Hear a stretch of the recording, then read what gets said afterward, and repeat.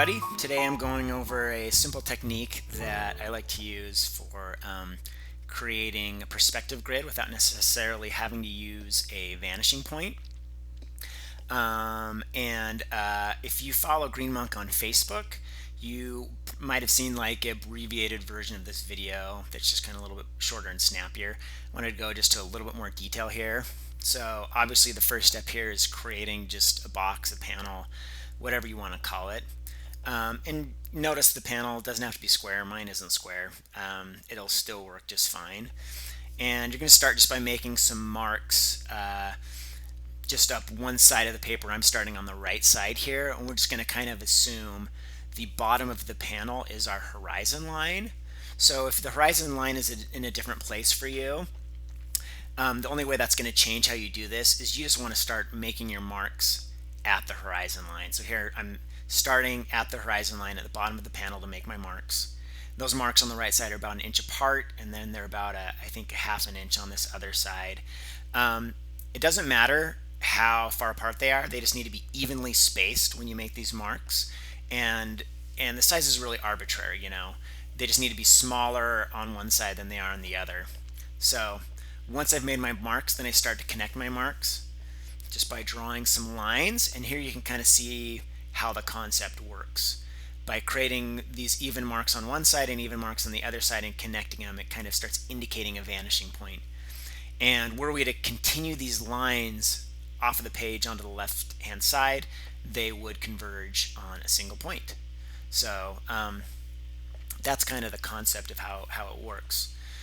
So now this one is going to be 2-point perspective, so I'm just adding a couple more perspective lines here, but I'm going to reverse the technique on the opposite side.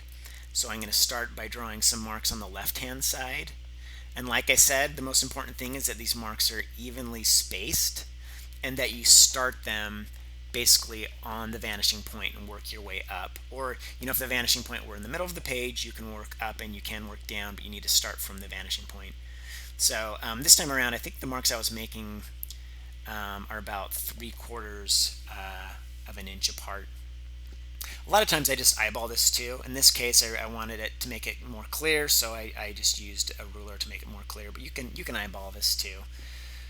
So they're about 3/4 of an inch apart. Then on this other side, I want them to be closer together, but again, they need to be evenly spaced, and that's really critical to making this technique work. And they almost look here like they might be about 1/4 of an inch. And you'll notice that the difference between marks is different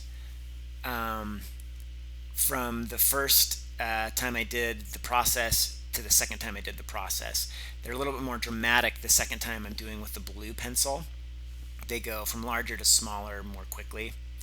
So anytime you're doing perspective, you don't ever want both sides to be that dramatic, or otherwise things are going to be very distorted. So just keep that in mind in this technique and in any time you're doing 2-point perspective. But after going through that process twice, I now have a perspective grid. If you have any questions about this little perspective trick, please leave them in the comments. And if you like this video, please show it by liking it, subscribing, and we'll see you next time.